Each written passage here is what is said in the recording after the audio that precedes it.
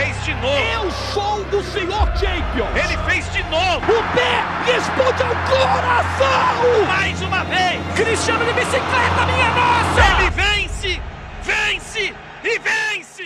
Bom dia, boa tarde e boa noite para você que está chegando aqui no canal Em Cima do Muro. Hoje vamos comentar um pouco sobre esse último jogo da seleção brasileira pelas eliminatórias da Copa do Mundo. O Brasil termina as eliminatórias perdendo de 1-0 para a Bolívia. Acho que um resultado não tão surpreendente assim, já que é meio que esperado, justamente porque o jogo na Bolívia é algo, cara, totalmente complicado. Mais de 4.000 metros acima do nível do mar, é um negócio assim realmente cabuloso de se imaginar e realmente poder desempenhar um bom futebol fora do Brasil ou mesmo em condições normais de que possam prejudicar totalmente os jogadores, acaba sendo um pouco complicado realmente. Então o Brasil acaba perdendo, a Bolívia meio que se classifica para pré-Copa do Mundo, né?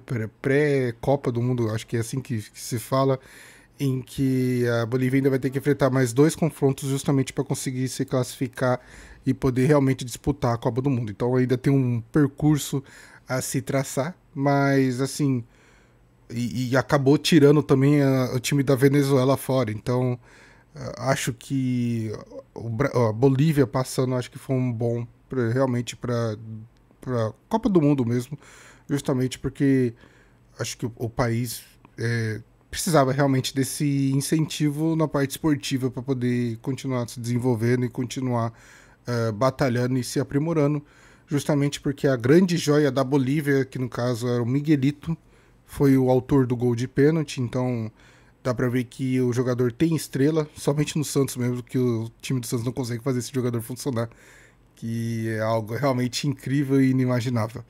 Mas assim, acho que tem algumas coisas assim para se falar sobre esse jogo, algumas coisas a serem analisadas. Não sei qual vai ser a opinião do Carlo Ancelotti para ver se ele vai querer reaproveitar algum outro jogador, mas acho que dependendo da análise de cada esquema tático utilizado, que dessa vez o Ancelotti deu uma mudada porque ele realmente queria esse empate, mas estava impossível de acontecer. E talvez isso demonstre um pouco a fragilidade do Brasil de dependência de jogadores ou talentos individuais. Pois quando você joga na Bolívia, você não pode depender de velocidade, que é uma característica muito forte de jogadores brasileiros. Você precisa realmente apostar mais na sua habilidade com a bola e habilidade em grupo. E dessa vez a gente percebeu que o Brasil não tem isso, por mais que fosse o time reserva. Pelo menos um mínimo de eficiência de troca de passes e respeitar o esquema tático e justamente trabalhar bem a bola para chegar na conclusão.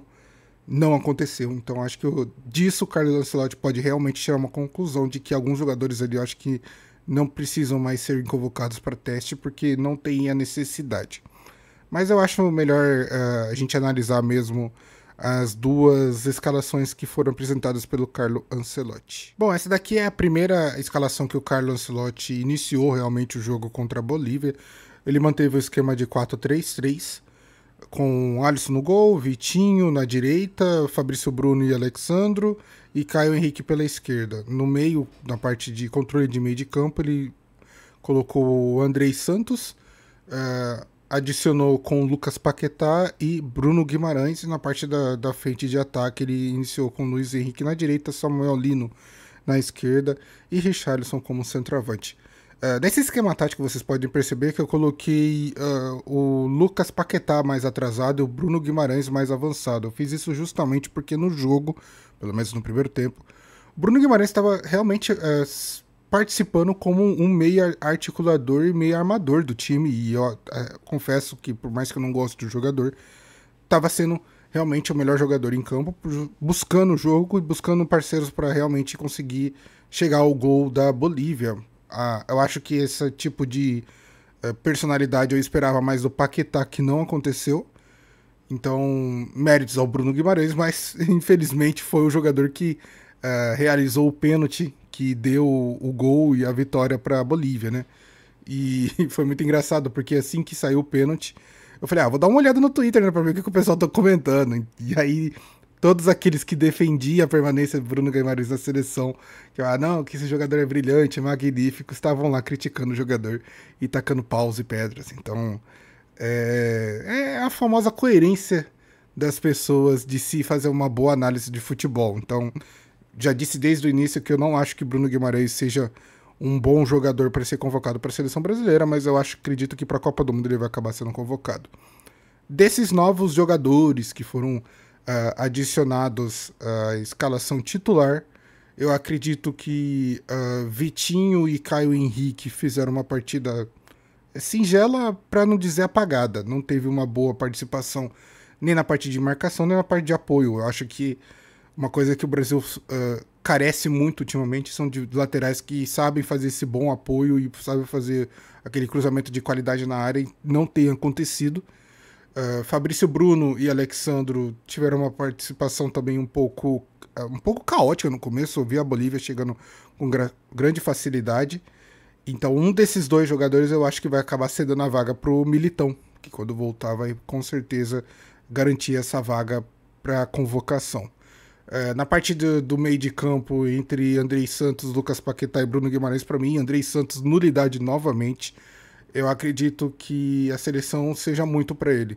Pode ser um grande jogador, pode desempenhar muito bem com o tempo, mas atualmente eu acho que ele não deve ser convocado mesmo para a seleção, porque o Brasil precisa de um volante no banco que possa entrar e resolver a parada. Na Copa do Mundo que a gente foi eliminado para Croácia, do Modric, acho que Croácia. Quando o Tite foi colocar os volantes para poder marcar, você tinha Fred e Fabinho, que na época eram grandes volantes. Tanto que, na minha opinião, o volante que deveria ter entrado naquele jogo era o Fabinho e não o Fred, porque eu sabia que o Fred era um jogador que não respeitava tanto, assim, entre aspas, esquema tático, e não era um volante tão forte na marcação. O Fabinho era a decisão correta, mas o Cis, que a gente vai supondo após toda essa situação, não tem mais o que fazer. Bom, voltando ao jogo da Bolívia e Brasil, acredito que outros dois jogadores, né, já vou incluir dois, jogadores que não devam ser convocados mais pela seleção, é Samuel Lino, que não vi absolutamente nada desse jogador. Confesso que também acompanhei alguns comentários no Twitter essa semana e todos disseram que o Samuel Lino estar na seleção era praticamente uma imposição de alguma coisa muito estranha dos bastidores, mas eu não quero levantar essas hipóteses. Só que o futebol do Samuel Lino foi muito ruim, muito pobre, muito abaixo mesmo de qualidade e óbvio, todas essas críticas eu estou levando em consideração, com certeza, o jogo sendo lá na Bolívia, lá em El Alto, mas assim, quando você não tem a possibilidade de utilizar uma boa arma, que é a velocidade, a parte de fundamento deve prevalecer, de domínio de bola e toque de bola. E nem isso Samuel Lino conseguiu. E na parte do Richarlison, infelizmente, eu não gosto desse jogador, cara. Simplesmente acho que já deu de Richarlison na seleção. Mais uma vez eu repito que eu acho que ele vai para a seleção, porque acredito que ele seja um jogador de confiança do Carlo Ancelotti. E por último, o Luiz Henrique teve uma participação bem apagada nesse jogo, justamente porque a sua maior arma é a velocidade, e em ao alto você dá 2 piques e praticamente o seu ar foi embora. Então acho que o jogador sentiu um pouco na pele essa dificuldade de poder realmente utilizar das suas melhores armas, e o que me deixou realmente triste dessa escalação foi que os jogadores não souberam aproveitar a oportunidade de poder trabalhar em grupo. Toques de bola, trabalhos rápidos de toque e finalização, o Brasil meio que não conseguiu oferecer perigo, um grande perigo para a Bolívia. Quem chegou mais perigosamente ao gol foi realmente a Bolívia no gol do Brasil. E só comentando um pouquinho sobre o Alisson e o pênalti, bom, é aquilo que eu já falei, cara. Não acredito que o Alisson seja goleiro para a seleção brasileira, mais um pênalti que dava sim para defender, tanto que ele até toca na bola, mas é aquela, né? Não consegue, não defende. É um excelente goleiro, talvez o melhor goleiro do Brasil, principalmente no Liverpool, mas quando veste a camisa da seleção, ele se torna realmente um goleiro comum. E eu acho que para o Brasil ser campeão da Copa, ele precisa de um goleiro que se torne uma estrela.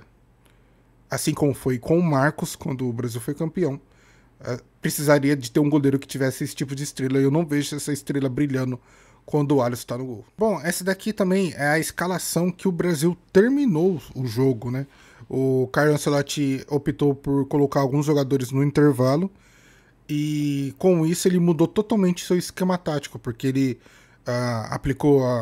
ele adicionou a parte de jogar com 3 zagueiros justamente para colocar o time mais para frente. E isso eu acho que eu gostei, foi uma tática bem pensada por parte dele para justamente buscar o empate, onde ele adicionou o Marquinhos e colocando o Estevão, o João Pedro, o Rafinha em campo e por último o Jean Lucas. Eu fiquei bem duvidoso achando que talvez ele não levaria, não colocaria o Jean Lucas, mas no decorrer do jogo ele acabou colocando, mas justamente acho que toda a diversidade do estádio, do campo assim, expôs, igual eu falei, uma fraqueza muito assim acentuada do Brasil, que é a dependência de não só talentos individuais, mas também características de velocidade. Quando você coloca um Estevão e um Rafinha em campo, você aumenta a capacidade de velocidade dos jogadores. Só que se você joga num campo que correr te deixa muito cansado, Rafinha e Estevão sentiram bastante essa situação. Tanto que o Estevão estava até sentindo dores ou coisa parecida. Então, muita coisa assim acho que foi exposta para essa seleção, porque quando você aumenta a qualidade do time, colocando João Pedro, Estevão e Rafinha, o certo seria o toque de bola e a qualidade da bola aumentar. E tudo que a gente viu foi uma Bolívia sendo bem agressiva nos contra-ataques, podendo realmente ampliar o placar a qualquer momento, e quase chegaram isso com o Alisson fazendo uma boa defesa. Então, essa seleção brasileira eu acredito que precisa urgentemente de uma reformulação na parte de jogadores que tenham uma maior capacidade de criação, não tem assim um foco total em velocidade. Óbvio, você pode levar os jogadores de velocidade, mas também precisa ter um jogador que consiga cadenciar bem o jogo e ser bem técnico. E eu não sei se o Brasil tem esse tipo de jogador. Deveria ser o Neymar. Acredito que o Neymar seria esse jogador técnico e extra classe para poder realmente comandar o meio de campo e fazer a bola trabalhar mais rápido e com maior qualidade. Mas aí depende do jogador querer realmente atuar dessa maneira. Não vejo o Neymar querendo atuar dessa maneira. Sinceramente, não sei nem em que posição o Neymar vai querer jogar. E nem sei se o Neymar vai conseguir realmente recuperar seu futebol para poder ser convocado para a seleção brasileira. Então, tem muita coisa aí sendo envolvida, tem muita coisa que pode vir a acontecer. O Brasil agora vai ter só 6 amistosos, se eu não me engano.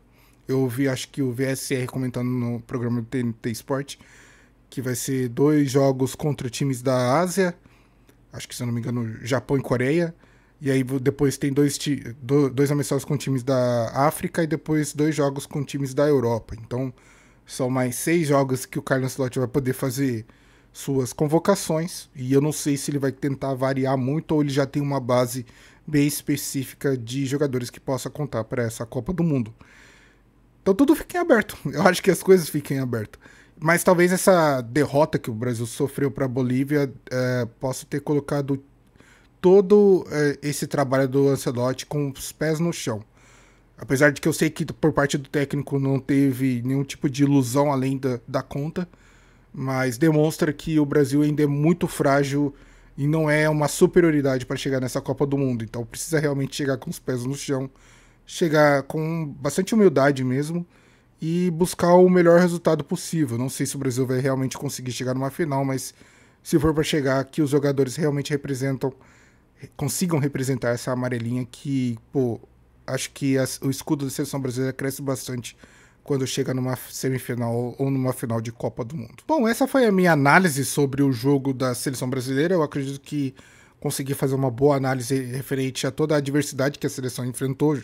Já disse e ressalto novamente que foi um jogo assim, diferente, a 4.000 metros acima do nível do mar, então realmente tudo muda, é um jogo totalmente diferente. Eu já vinha dizendo antes também que talvez o Brasil precisasse apostar numa qualidade maior de passe ao invés de velocidade, mas foi a primeira experiência do Ancelotti jogando nesse tipo de condição, Que eu falei que ele, por mais que ele buscasse alguns tipos de conselhos, a experiência de você estar presenciando tudo aquilo faz a diferença e talvez ele possa tirar um bom proveito na parte de análise de que muitos jogadores que ele convocou, principalmente para reserva, não têm a menor condição de estarem ali e falta realmente uma boa condição de jogadores para aumentar a qualidade do futebol brasileiro.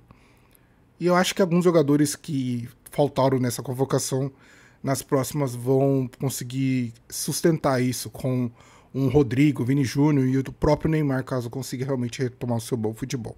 Bom, esse foi o vídeo. Eu espero que você tenha gostado. Eu sei que é ruim a gente fazer um vídeo desse quando o Brasil perde, mas não era um jogo que estava valendo muita coisa, era um jogo realmente super atípico. Então a gente acho que as esperanças e bons pensamentos para a seleção brasileira continuam. Tudo que vai depender é se o Ancelotti vai fazer boas convocações e aí vai ficar a cargo realmente do treinador. Bom, é isso. Eu vou ficando por aqui. Eu espero que você tenha gostado do vídeo. Deixe seu like, comenta e compartilhe. Se inscreva no canal para ajudar. Tamo junto e falou!